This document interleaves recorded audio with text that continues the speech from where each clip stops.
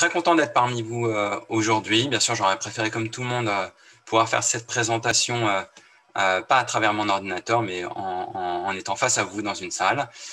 Néanmoins, c'est mieux que rien. Ça fait bien longtemps qu'on n'a pas pu échanger et bien longtemps que je n'ai pas pu vous parler de l'albinisme au niveau international, au niveau mondial, puisque, si vous ne le savez pas, c'est un peu le cœur de mon sujet.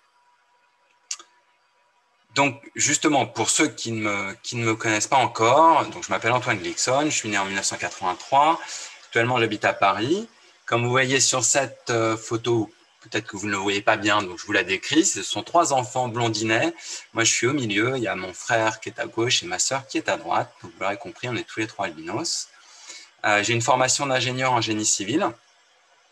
Je suis membre de Génespoir avec toute ma famille depuis 1998. Et plus précisément, depuis 2010, je suis membre du CA de Génespoir. Peu de temps après, j'ai rejoint le conseil scientifique de Génespoir. Et globalement, depuis 2010, je suis en charge de développer les relations internationales de l'association. C'est dans ce cadre-là que j'ai développé un projet qui s'appelle Albinism Europe, dont je vais vous parler juste après, qui est un réseau que j'ai coordonné jusqu'en 2018. Pardon. Et puis, beaucoup plus récemment, et bien sûr, j'en parlerai aussi dans cette présentation, je me suis impliqué dans un autre projet qui est celui de l'Alliance mondiale de l'albinisme. Donc, commençons par ce qui est le plus près de nous, l'Europe. Qu'est-ce qu'il en est de l'albinisme en Europe aujourd'hui? Je vous ai parlé d'Albinism Europe, qui est donc un projet auquel j'ai fortement contribué. C'est un réseau des associations européennes de l'albinisme qui a été créé autour de 2012-2013, on va dire. Aujourd'hui, c'est un réseau qui regroupe 13 associations. Et avant que j'oublie, si vous voulez plus d'informations sur Albinism Europe, il existe un site web dont l'adresse est en bas sur cette slide, qui est www.albinisme.eu. Donc voilà, ce réseau regroupe 13 associations et très récemment, cette année, en 2021, il y a 3 associations qui nous ont rejoints. On n'était que 10 encore l'année dernière. Donc on a maintenant une association en Russie, une en Israël et une association en création, en gestation en Pologne. Qu'est-ce que faisait Albinism Europe jusqu'en 2020? Eh bien, dans un premier temps, le projet phare d'Albinism Europe, c'est une conférence qui a lieu tous les 2 ans, qu'on appelle les Journées européennes de l'albinisme ou bien les European Days of Albinism, les EDA. C'est un projet qui a été lancé par Génespoir en 2012. La première conférence a eu lieu à Paris en octobre 2012. Et puis, on a eu une conférence tous les 2 ans dans un pays différent en Europe. Donc, les deuxièmes journées européennes de l'albinisme ont lieu en Espagne en 2014.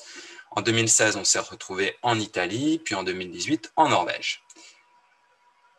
Cette conférence européenne, c'est à la fois l'occasion pour les représentants des associations d'Albinism Europe de se rencontrer, d'échanger, de discuter de projets en commun, mais voilà, avant tout, d'échanger, partager de l'expérience, partager des bonnes pratiques. Ça, c'est pour les associations. Mais les Journées européennes de l'albinisme, c'est aussi, et je dirais presque avant tout, une conférence scientifique internationale qui là ne se limite pas du tout à l'Europe. C'est une conférence qui regroupe des cliniciens, des chercheurs, tous spécialistes de l'albinisme, ou en tout cas intéressés par l'albinisme, et qui, pendant toute la durée de la conférence, vont présenter leurs travaux, échanger sur leurs connaissances ou sur ce qu'ils ignorent, pour faire avancer les connaissances. Nos activités avant 2020, c'était aussi des rencontres de jeunes adultes, ce qu'on appelle les YPA. La première rencontre a eu lieu en Espagne en 2014. La deuxième a eu lieu, vous le voyez sur cette photo, en Italie en 2016. Et puis, au rythme des conférences européennes, on en a eu une autre rencontre en 2018 en Norvège. Donc, il s'agit de rencontres de jeunes adultes albinos issus des différentes associations d'Albinism Europe qui, pendant 2 jours, 3 jours, vont être ensemble 24 heures sur 24, je dirais, vraiment 24 heures sur 24, comme vous le voyez sur cette photo, voilà, passer du bon temps, échanger et profiter de quelque chose qu'on ne peut pas faire au niveau d'un pays en Europe parce que nos pays sont trop petits pour pouvoir réunir beaucoup de jeunes adultes de la même classe d'âge, albinos. Donc voilà, profiter de ce cadre assez exceptionnel pour échanger sur leur vie quotidienne, sur les difficultés qu'ils peuvent rencontrer, sur différentes choses liées ou non à l'albinisme du reste. Avant 2020, on avait aussi organisé un summer camp, un camp d'été pour des adolescents. C'était à l'été 2018 en Irlande. Vous voyez le groupe sur cette photo. Et puis, avant 2020, ce que Albinism Europe faisait, c'était également participer à des congrès, à des conférences scientifiques au niveau européen, principalement des conférences d'ophtalmologie, où là, l'idée, c'était de tenir un stand pour présenter le réseau Albinism Europe, présenter les différentes associations, et puis, bien sûr, fournir de l'information sur l'albinisme, sur ce qu'il en est en termes de recherche, de connaissances scientifiques.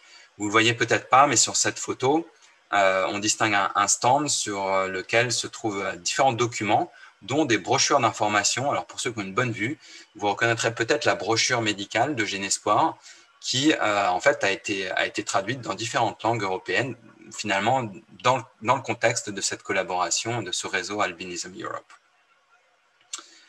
Tout ça, c'était avant 2020. Et puis, vous êtes peut-être au courant, il s'est passé quelque chose en 2020, et ça a un petit peu perturbé nos activités.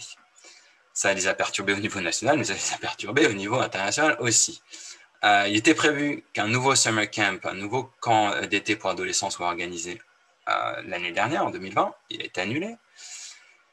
Il était question, bien sûr, de continuer à participer à des congrès scientifiques européens. Bon, ces congrès ont été soit annulés, soit reportés, soit transformés en congrès en ligne.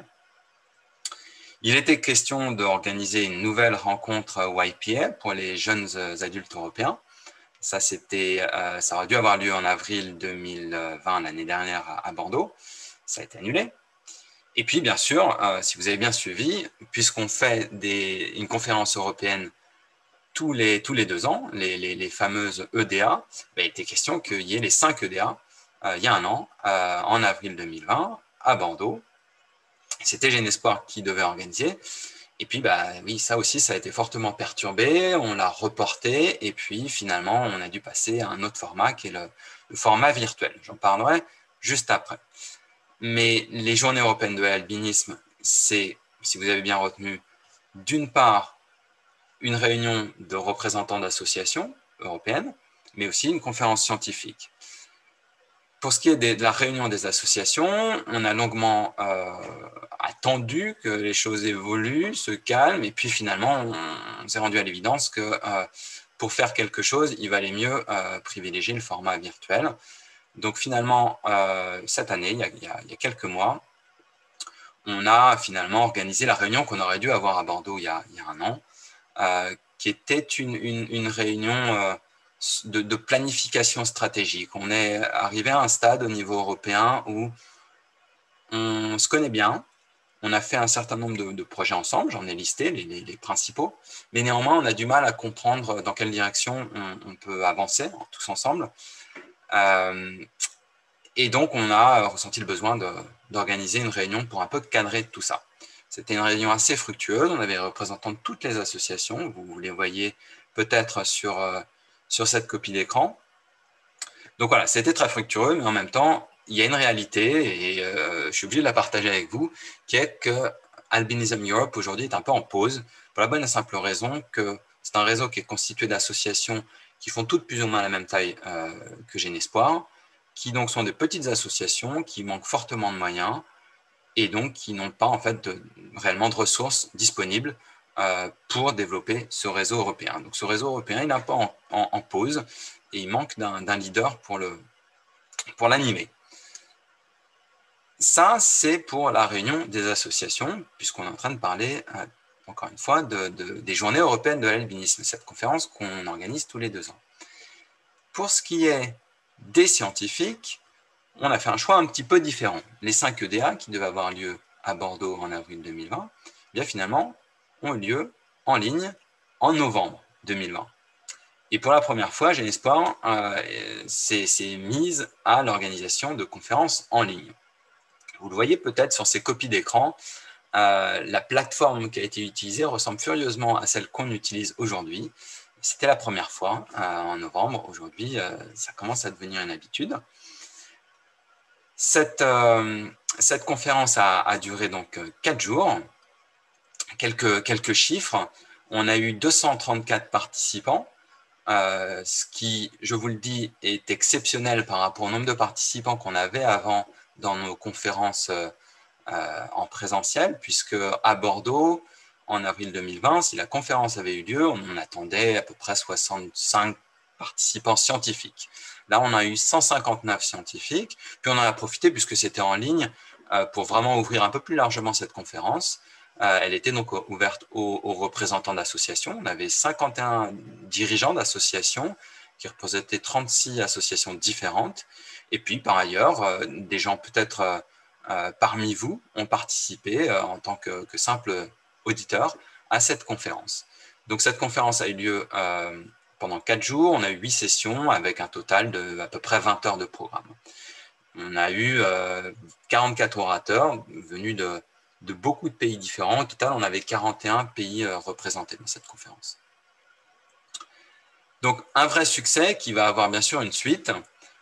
C'est un projet, cette conférence européenne, qui prend d'ampleur et qui dépasse vraiment aujourd'hui très largement le cadre européen, à tel point qu'il a été décidé de transférer l'organisation de cette conférence à l'Alliance mondiale, dont je vous parlerai un petit peu plus tard, et puis de changer le nom pour refléter vraiment ce caractère international. Donc on ne parlera probablement plus d'ODA, mais peut-être plus de IDEA, pour International Days of Albinism.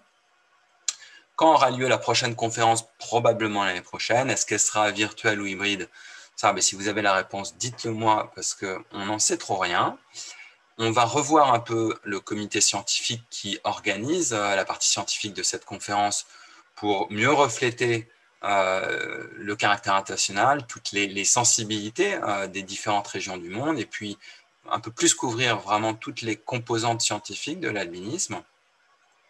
L'objectif de cette conférence, ça va rester d'améliorer bien sûr les connaissances de l'albinisme et d'améliorer l'offre thérapeutique. Mais l'objectif qu'on souhaite aussi développer, c'est vraiment de promouvoir l'accès à ce qu'on appelle les meilleurs standards de soins de santé dans toutes les régions du monde. L'idée étant que peut-être qu'en France et dans d'autres pays occidentaux, on a accès à ce qui se fait de mieux. Donc du coup, ce qui nous intéresse dans cette conférence, c'est de parler de choses qui n'existent pas encore, vraiment de recherche, de développement de nouvelles solutions thérapeutiques. Il ne faut pas oublier que dans beaucoup de pays du monde, beaucoup de régions du monde, je dirais la majorité, le problème des personnes albinos, c'est surtout d'avoir accès à ce qui existe. Donc, l'idée, ce sera aussi de parler de ça, de comment mieux donner accès partout dans le monde aux différents soins qui peuvent déjà exister. Toujours un peu sur cette composante médicale de l'albinisme, et bien sûr toujours pour ce qui est de l'international, puisque c'est bien l'objet de cette présentation. Ce qui a pu évoluer ces derniers temps pour Genespoir, c'est vis-à-vis de la prise en charge des formes syndromiques d'albinisme, et beaucoup plus concrètement, le rapprochement de Genespoir avec une association qui s'appelle le HPS Network. Donc, je vous en dirai un petit peu plus. Le HPS Network, c'est une association américaine qui a été créée en 1993, donc à peu près au même moment que Genespoir, mais qui a ceci de spécifique qu'elle est vraiment dédiée au syndrome d'Hermansky-Pudlak, qui est la principale forme syndromique d'albinisme.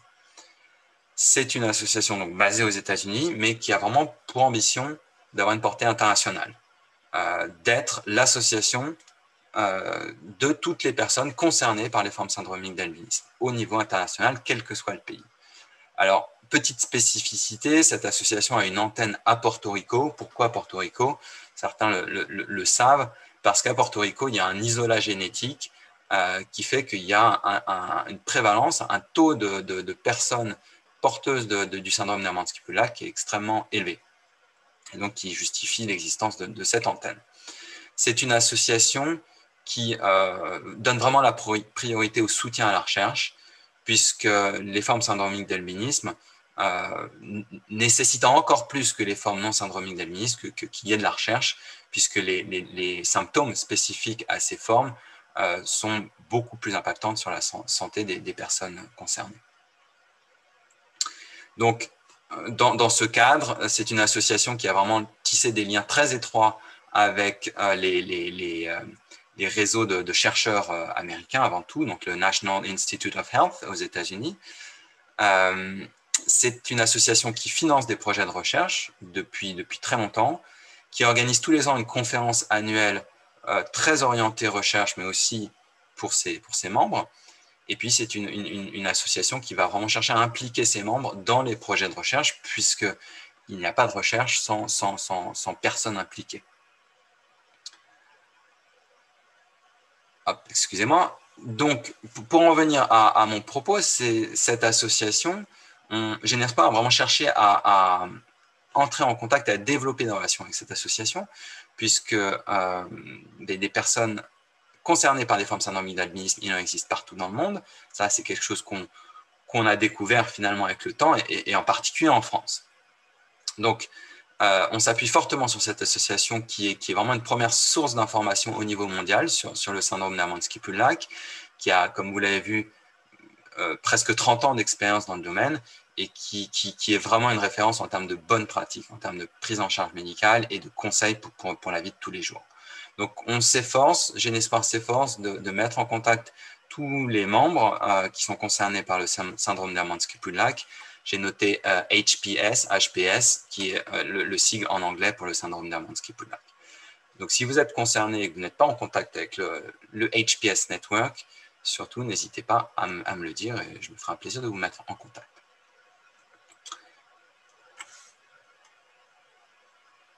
Je poursuis toujours sur ces relations avec le HPS Network.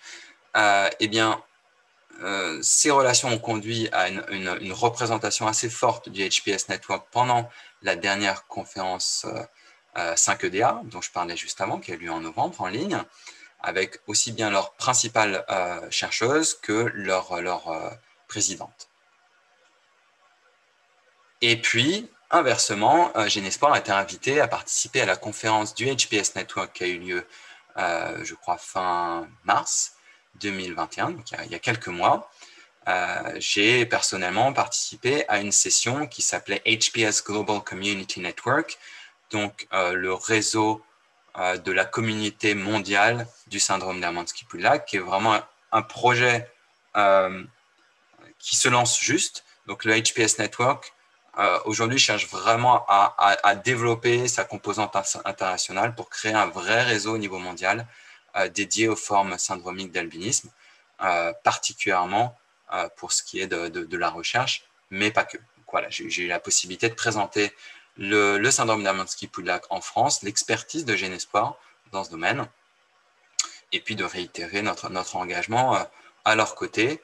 Genespoir n'est pas une association spécifique du syndrome d'Hermansky-Pudlak, mais Genespoir est une association qui est dédiée à toutes les formes d'albinisme, quelles qu'elles soient, et donc en particulier, notamment le syndrome d'Hermansky-Pudlak. Voilà, j'ai parlé beaucoup de sujets scientifiques, mais l'albinisme, ça n'est pas que ça, comme vous le savez. Il y a notamment une composante extrêmement importante qui s'est fortement développée au niveau international ces dernières années, c'est l'aspect droit de l'homme.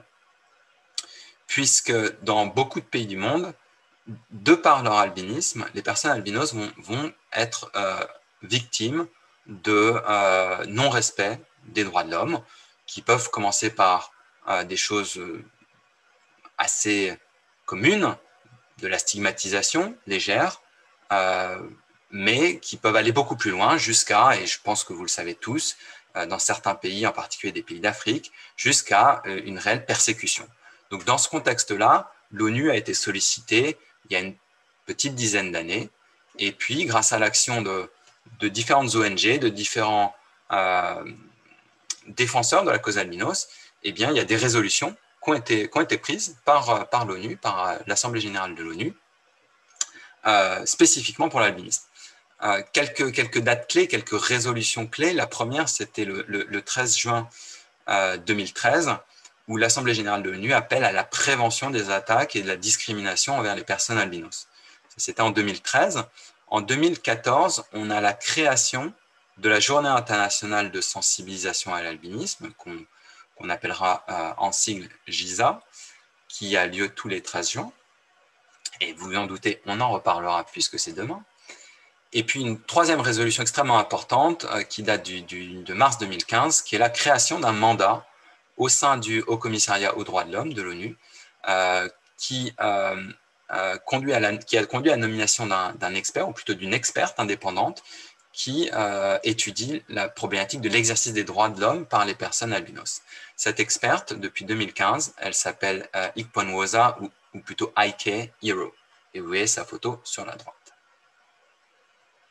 Qu'est-ce que Ikponwosa ou Ike Hiro a fait dans le cadre de son mandat?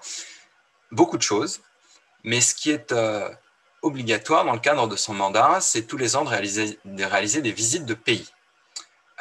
L'objectif de ces visites étant de faire un état des lieux de la situation et de faire des recommandations au gouvernement des pays concernés.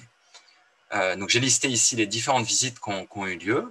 En 2016, il y a eu 2 visites, une au Malawi et une autre au Mozambique. Puis en 2017, Ike Hiro est allé en Tanzanie, au Fidji, 2018 au Kenya, et puis 2019 en Afrique du Sud et au Brésil. Toujours dans le cadre de ce mandat, Ike Hiro a l'obligation tous les ans de présenter deux rapports, un à l'Assemblée générale des Nations Unies, l'autre à la Commission des droits de l'homme des Nations Unies. Je ne vais pas rentrer dans le détail, je vous ai listé ici l'ensemble des rapports qui ont été présentés de 2016 à 2020.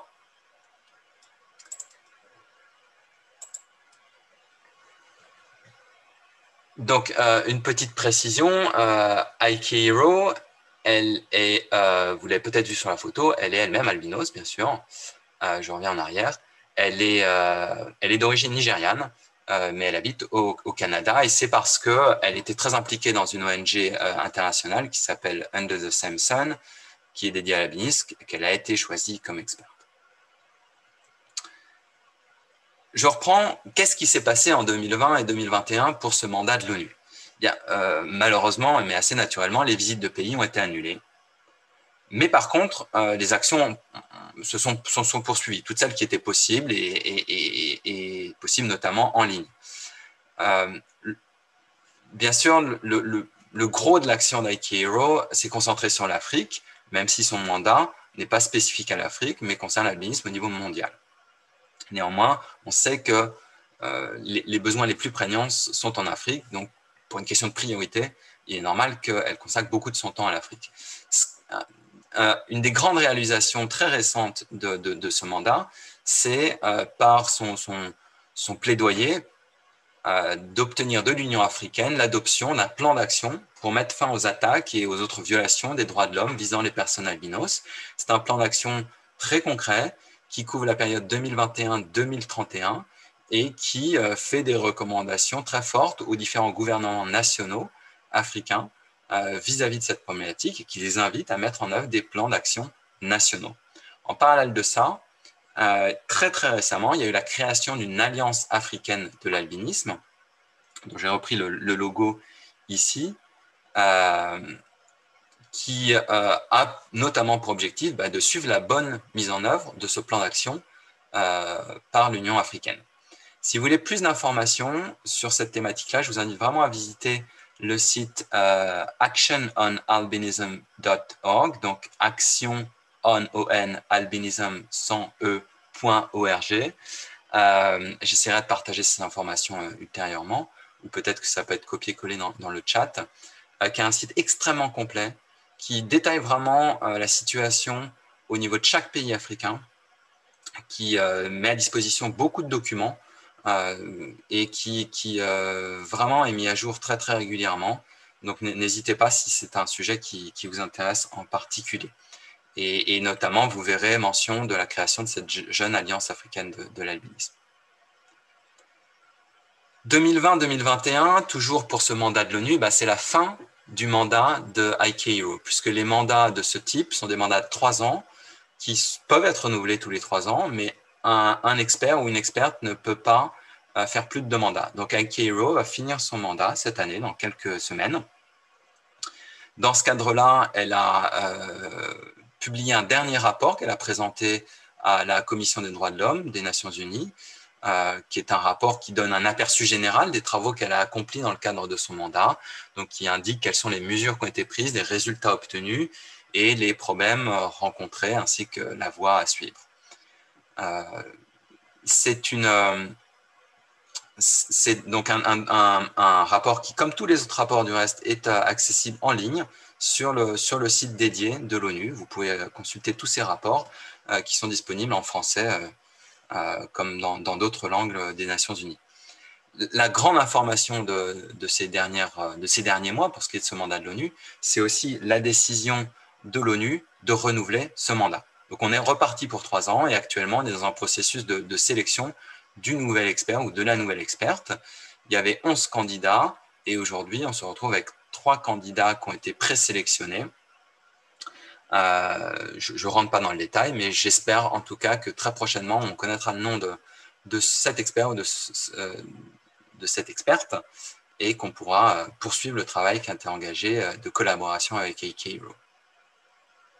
Enfin, pour conclure sur ce mandat, très récemment, cette semaine je crois, a été publié un ouvrage par AK-Row et d'autres co-auteurs qui s'intitule « L'albinisme dans le monde à l'aune des droits de l'homme ».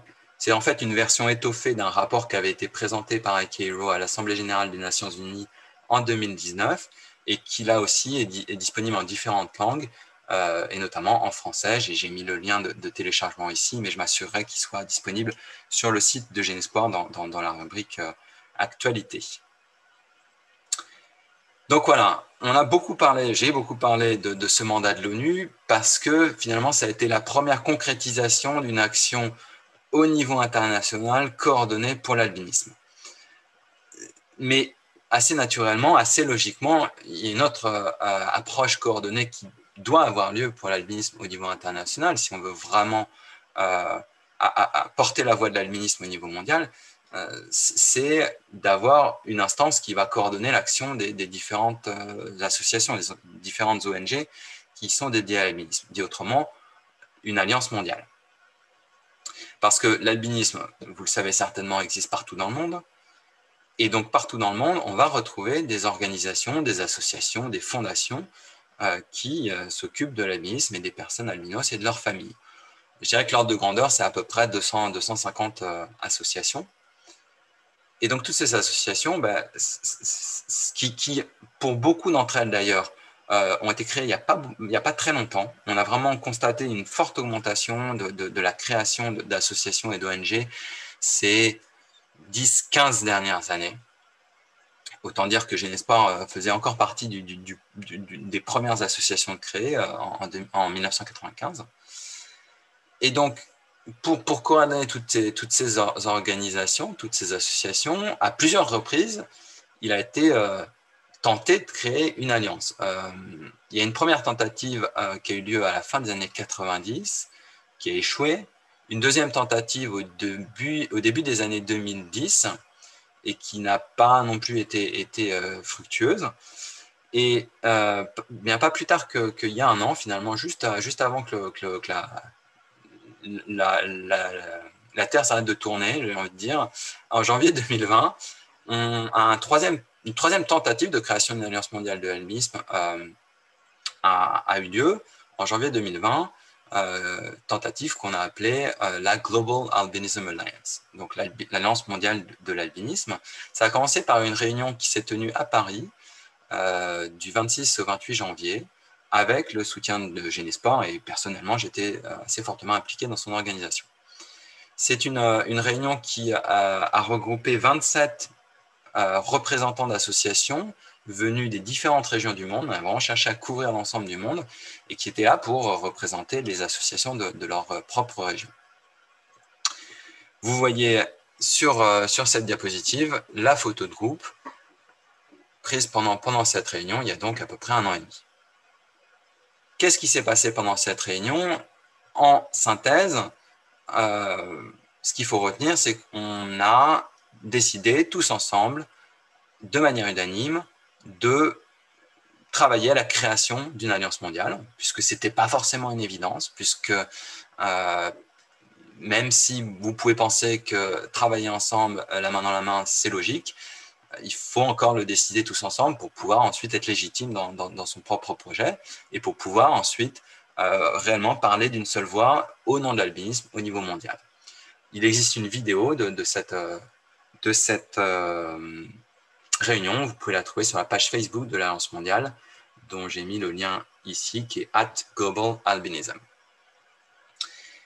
Ce qu'on a fait pendant cette réunion, c'est aussi élire une équipe pour lancer le travail de création de cette Alliance mondiale, une équipe de 8 personnes dans laquelle on retrouve Heike Hero, l'experte de l'ONU, mais aussi d'autres personnes que j'ai listées ici et que vous voyez sur cette photo, des représentants d'associations d'Argentine, d'Australie, des États-Unis, du Kenya et puis de France, puisque je fais partie de cette équipe.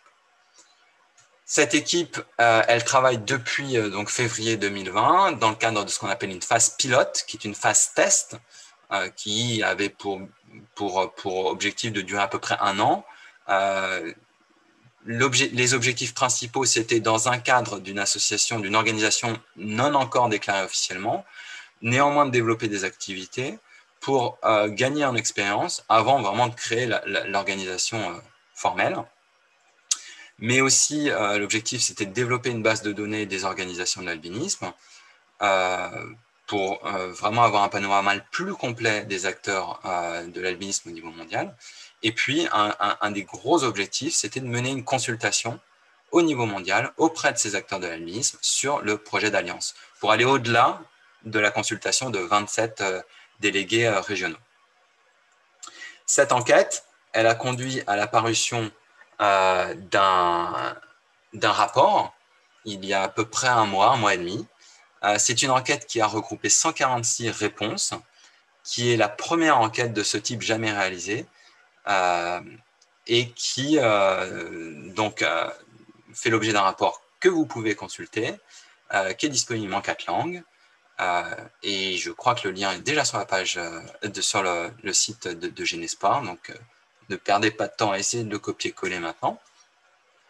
Vous le retrouverez sans difficulté normalement. C'est un rapport qui doit faire une 70 pages et qui présente donc beaucoup d'informations diverses et variées sur les différentes associations qui existent dans le monde. Ce que vous voyez peut-être sur cette diapositive, je m'excuse, c'est un peu petit. En bas à gauche, vous avez une carte du monde avec en orange les pays des associations qui ont participé à cette enquête. Donc, vous voyez qu'on a quand même relativement bien couvert l'ensemble du monde. Ce que vous voyez aussi, c'est qu'il y a des pays qui sont en gris. Et pour beaucoup, ce sont des pays où il n'existe tout simplement pas d'association. Donc, malgré tout, même si on a de l'ordre de 200 à 250 associations au niveau mondial, il y a encore beaucoup de pays, notamment le Moyen-Orient, l'Asie et l'Asie centrale en particulier, ou l'Afrique du Nord, où il y a encore très peu, voire pas du tout d'associations. Et pourtant, on sait bien qu'il existe des personnes albinos dans ces pays. Ce qu'on a découvert aussi dans cette enquête, c'est qu'il y a vraiment à la fois des points communs, mais beaucoup de diversité. Les points communs, ce sont les problèmes rencontrés par les personnes albinos et par leurs familles. Certes, à des degrés différents, mais ils existent tous. Que ce soit des problématiques d'accès à la santé, d'accès à l'éducation, d'insertion sociale, d'accès au monde du travail, de stigmatisation. Toutes ces composantes-là, on va les retrouver déclinées de différentes manières, mais on va les retrouver un peu partout. Par contre, on va retrouver aussi des grosses différences. Ce qu'on constate particulièrement, notamment, c'est qu'il y a énormément d'associations en Afrique. Pour vous dire, sur les 146 réponses qu'on a reçues, je crois qu'il y en a plus de 80 qui viennent d'associations africaines. Ça veut dire que ce sont des associations qui se trouvent dans des pays où il y a plusieurs associations, contrairement à ce qu'on peut connaître dans d'autres régions du monde où il y a une association nationale par pays. Voilà, je ne rentre pas plus dans le détail parce que le temps passe, mais il y a vraiment beaucoup d'informations. Je vous invite à lire ce rapport. Peut-être un petit peu difficile à lire, mais feuilletez-le, mettez-le sur la table du salon, et puis de temps en temps, ouvrez juste une page et vous verrez si ça vous intéresse ce qu'il en est de l'albinisme dans d'autres régions du monde. Qu'est-ce qui nous attend pour ce qui est de cette alliance mondiale? Eh bien, il y a un gros travail qui est encore nécessaire pour la mise en place des outils nécessaires au fonctionnement futur de l'Alliance. différents outils qui sont les outils classiques d'une organisation, d'une association. L'objectif, c'est de créer vraiment officiellement cette organisation fin 2021. Bien sûr, il va falloir qu'on travaille fortement à la recherche de financement parce que ce n'est pas une association qui va tourner toute seule et c'est une association qui clairement va avoir besoin de financement pour avoir des salariés. Sans quoi, les problèmes rencontrés, notamment avec Albinism Europe, dont je parlais tout à l'heure, qui est le manque de ressources, on va les retrouver au niveau mondial. Il va falloir bien sûr aussi qu'on travaille à la définition des premiers programmes, des différents projets de cette alliance. J'en ai mentionné un tout à l'heure, si vous avez bien fait attention, la suite des conférences européennes pour sa composante scientifique.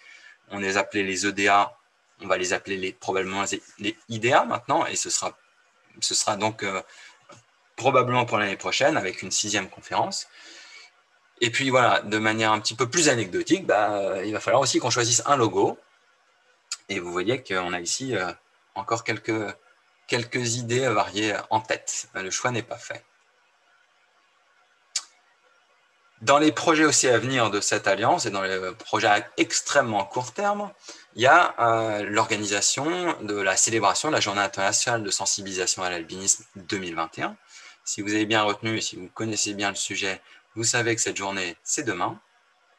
Alors pour l'Alliance mondiale, il faut forcément faire quelque chose. On peut difficilement se prétendre être l'Alliance mondiale et ne rien faire, même si on est encore tout petit et qu'on a peu de moyens. Donc l'Alliance mondiale a concocté pour vous, pour toute personne qui ne sont concernées par l'albinisme, une célébration en ligne qui dure une heure, un tout petit peu plus d'une heure. On verra exactement le moment venu. C'est une célébration qui a un programme assez varié, mais qui va vous permettre de découvrir les activités des différentes associations au niveau mondial. Alors, je vous rassure, on ne va pas avoir 250 associations en une heure qui vont passer à l'antenne, mais voilà, on a sélectionné une vingtaine d'associations qui nous parlent de ce qu'elles ont pu faire cette dernière année. C'est vraiment quelque chose qui, pour le coup, va beaucoup compléter cette présentation. On va parler aussi de l'Alliance mondiale de manière un petit peu plus détaillée que ce que j'ai pu vous dire. On aura aussi une intervention d'IKERO, l'experte de l'ONU, et puis quelques musiciens albinos de la scène internationale. Tout ça, ça se passe sur un site internet dont l'adresse est www.albinismday.com. Je vous laisse le temps de noter. Ça a donc lieu demain à 16h en direct. Je vous rassure, si vous avez prévu de vous balader demain après-midi parce qu'il fait beau, ce sera accessible en replay, toujours sur ce même site. Sur ce même site, vous trouverez aussi dans le menu une page dédiée à la célébration de cette journée internationale dans les différents pays du monde. Donc, vous pouvez découvrir ce que l'association russe ou les différentes associations en Angola, aux États-Unis et ainsi de suite ont prévu d'organiser pour célébrer cette journée internationale de sensibilisation à l'albinisme. Et puis, je l'ai mentionné tout à l'heure, si vous avez fait attention, vous avez la possibilité sur ce site, vous aurez la possibilité à partir de demain de faire votre choix pour ce qui est du logo de l'Alliance mondiale parmi les 3 que j'ai présentés tout à l'heure. Pour terminer, juste une petite référence qui me semble importante. J'ai parlé de l'albinisme, et j'ai parlé de l'albinisme au niveau international. C'était bien l'objet de cette présentation. Si j'élargis un tout petit peu, tout en restant au niveau international, l'albinisme, c'est notamment une pathologie qui conduit à des symptômes ophtalmologiques, mais aussi dermatologiques. Et il existe donc au niveau mondial des alliances qui vont couvrir plus largement ces différentes composantes. Et notamment une alliance qui s'appelle Global Skin, qui est l'Alliance mondiale des associations de patients atteints de maladies de peau. Donc là, on parle plus spécifiquement d'albinisme, mais beaucoup plus largement de maladies de peau, dont l'albinisme. C'est une alliance qui a été créée en 2015, dont Genespoir est membre, qui est une alliance très active et qui nous a aidés dans différents domaines à plusieurs reprises, et qui nous aide pas plus tard qu'aujourd'hui, puisque Global Skin, et je tenais à le dire, est sponsor de la rencontre annuelle 2021 de Genespoir. Vous pourrez voir le petit logo de Global Skin sur la scène virtuelle.